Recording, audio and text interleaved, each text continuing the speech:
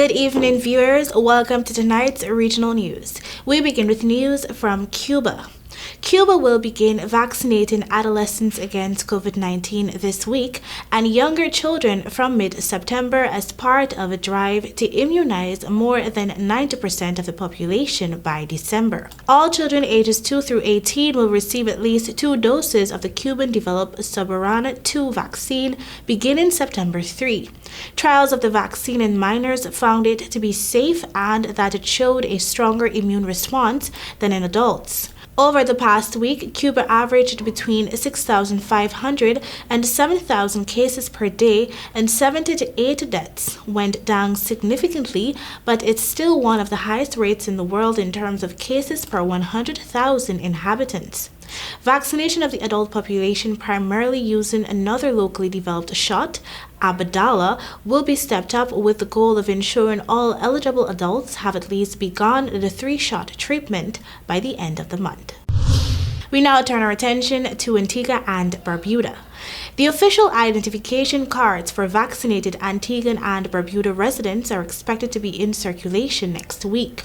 Information Minister Melford Nicholas confirmed on Thursday that the cards and the machines were already on the island and should be cleared by the end of the day. He also explained that the issuance of the cards should help ease some of the restrictions that had been introduced last week to contain the spread of COVID-19. The latest round of restrictions saw the closure of bars and gyms for 2 weeks and restaurants limited to takeout service only. Business owners have since complained about the move and the impact it has on their establishments. Many have also thrown their support behind a petition demanding an easing of the rules for vaccinated customers and compliant businesses. Now for news from Trinidad and Tobago. As midnight struck on Thursday, there were reports of heavy rain and violent winds blowing off roofs, toppling trees onto houses and across the roads, as well as power outages in Trinidad and Tobago. The events occurred as the meteorological services issued an adverse weather alert overnight until 2 p.m. Friday.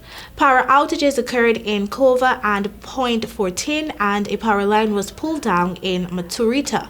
In Tobago, roofs were damaged in Pembroke, Goodwood, and Mount St. George.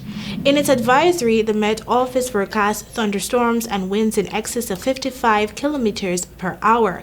Street and flash flooding, landslides, and landslips were also expected. On the international scene, U.S. President Joe Biden says historic investment is needed to deal with the climate crisis as the Northeast reels from flash flooding and tornadoes that have killed at least 41 people. The U.S. is facing climate-related destruction across the country, and tackling it is a matter of life and death, the president said.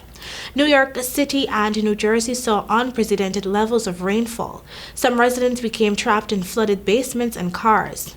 New Jersey Governor Phil Murphy said at least 23 people had died in his state, most of them stuck in their vehicles as the water rose. At least 14 people lost their lives in New York City, including a 2-year-old boy.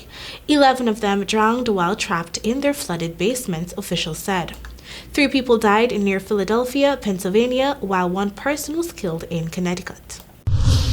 We end tonight's regional news by telling you that the United States is to impose a vaccine mandate on anyone who wants to be an immigrant, the holder of the so-called green card.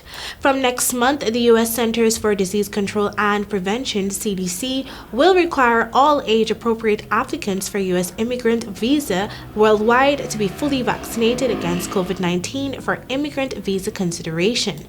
Proof of full COVID-19 vaccination will be required along with the other vaccination requirements already in place relating to green card applications.